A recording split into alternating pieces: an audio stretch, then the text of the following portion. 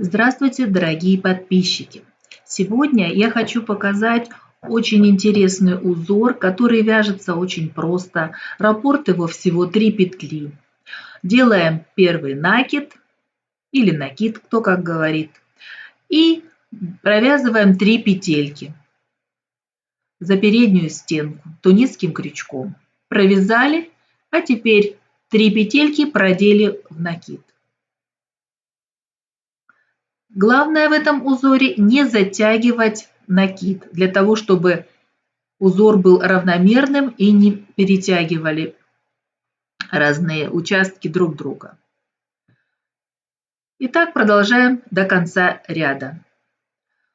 Накид за заднюю стенку, 3 петельки провязали и одновременно 3 петельки продели в накид, который связан за заднюю стенку. И так вяжем до конца ряда. Этот узор очень эффектно смотрится в связанных кардиганах, в пиджаках стиля Шанель. Если вязать тонкими кашемировыми нитями, то можно получить очень эффектный женский пуловер. Он будет достаточно мягкий и не деформироваться при носке. А также хорошо он выглядит и если вязать джемпер, например. Сам узор вырисовывается, когда мы провязываем 2 ряда. То есть первый ряд мы с помощью накида и 3 петель набираем как бы петли. Вот мы набрали до конца ряда.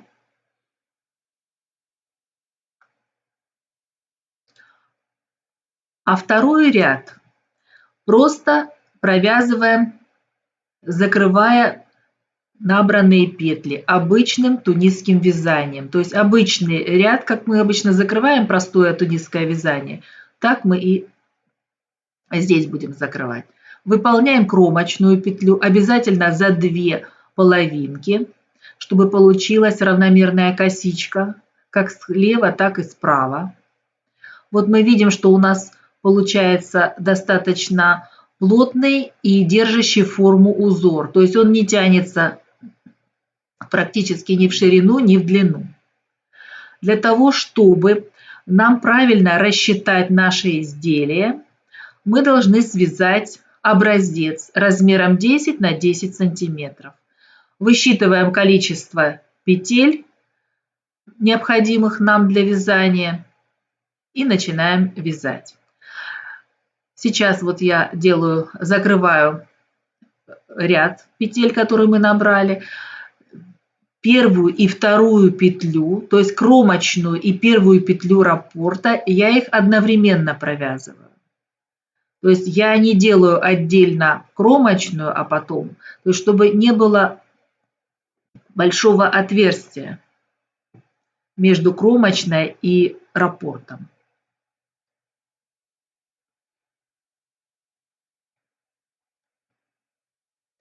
Видео я разделила на 2 части.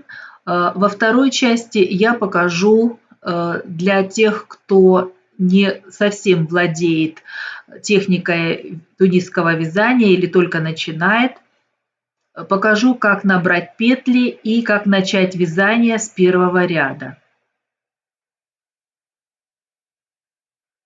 Вот у нас получился образец. Могу еще провязать там немножко, чтобы легче было запомнить этот узор. Вот мы видим правый край, левый край, вот изнанка. Если выдерживается равномерное натяжение нити, то все петли и все раппорты будут выглядеть гармонично, одинаково, и в изделии это будет все смотреться очень хорошо.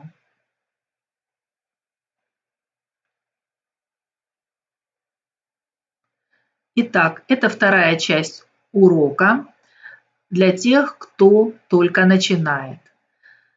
Начинаем вязание с правильной укладки нити на руке и провязывания первой петли. Есть разные способы провязывания первой петли. Я в своих видео использую разные способы. Главное, чтобы нить была хорошо натянута, равномерно. Кто-то на палец наматывает, мне так удобно, вот как я показала. Может, кому-то тоже из вас будет понравиться этот способ, и вы будете им пользоваться. Для того, чтобы начать вязание, нужно набрать количество петель, кратное раппорту, плюс 2 петли кромочных, то есть левая и правая. Итак, вот мы набрали, я набрала 14 петель и провязываю. Сразу после набора петель я провязываю первый установочный ряд обычным тунисским вязанием. То есть поднимаю все петли.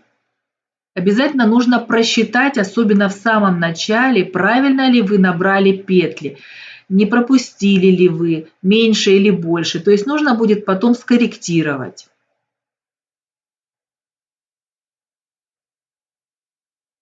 Главное набрать, соответственно, раппорту. Вот я просчитала, у меня 14 петель. Значит, у меня 4 раппорта и 2 кромочных петли. Первый ряд провязываем обычно, то есть первую петлю одну провязали и потом пошли по 2 петли до конца ряда. Это очень такой простой и очень хороший узор. Он очень подходит, вот простое тунисское вязание, очень подходит для варежек, для кардиганов. Просто вяжется, сидишь, смотришь в окно и вяжешь, руки сами вяжут. Главное держать натяжение. И все. Связали первый ряд и теперь накид за заднюю стенку и набрали 3 петельки. Не затягиваем. За переднюю стенку просто набрали 3 петельки. Теперь 3 набранных петельки мы продеваем через накид. Вот, продели, не затянули. Опять накид за заднюю стенку и 3 петельки набрали.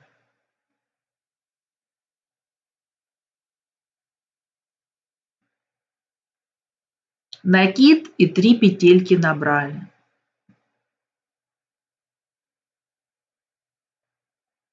Итак, мы получаем наш образец. Сейчас, после того, как мы наберем и провяжем обратный ряд обычным тунисским вязанием, будет уже прорисовываться наш узор. Кромочную обязательно за 2 половинки, переднюю и заднюю половинку петли, для того, чтобы образовалась косичка, как я уже сказала.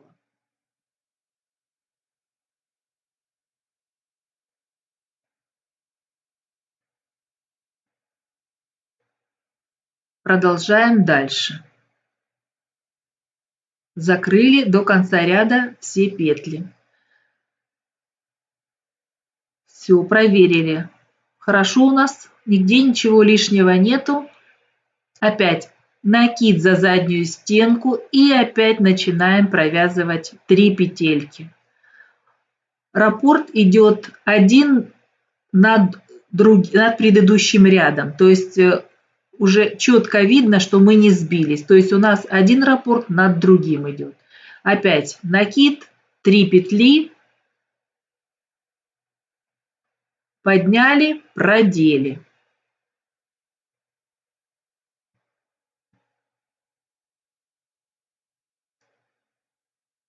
Узор очень хорошо смотрится в изделиях и очень прост в исполнении.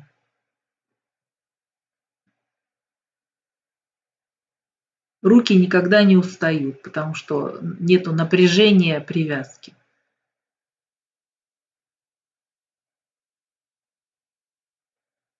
Чтобы выполнить такой узор, лучше взять крючок на полразмера больше, потому что он все равно получается плотный, но когда крючок чуть больше, то он легче вяжется.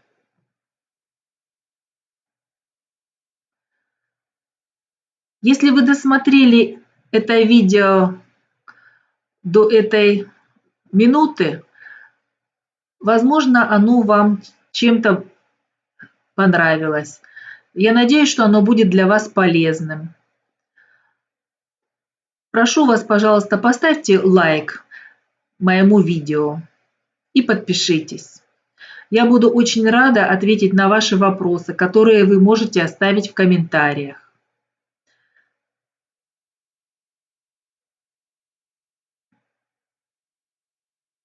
Я очень хочу поделиться теми знаниями, которые я имею. Я очень долго занималась вязанием. К сожалению, раньше я никогда не снимала. И очень сейчас хочется все свои знания, хотя бы на образцах, какие рисунки я могу показать вам, я хотела бы снять видео. Но мне, конечно, очень интересно, что вас больше привлекает, какие рисунки вам больше нравятся. Если вы хотите какую-то схему, чтобы я провязала, я это могу сделать. Сбросьте мне это в комментариях, и я попробую это все выполнить.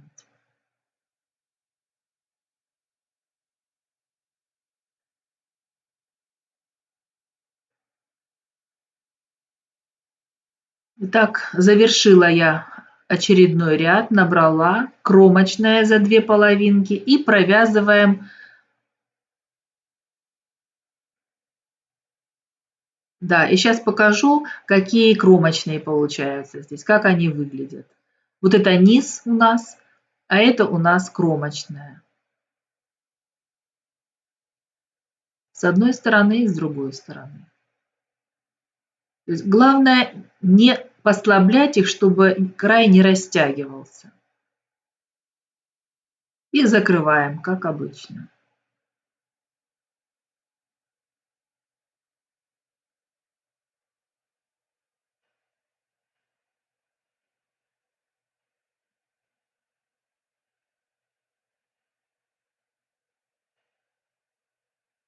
Ничего сложного в этом узоре нету, поэтому тем, кто хочет научиться, несколько раз провязав образец или несколько рядов потренировавшись, все у вас получится.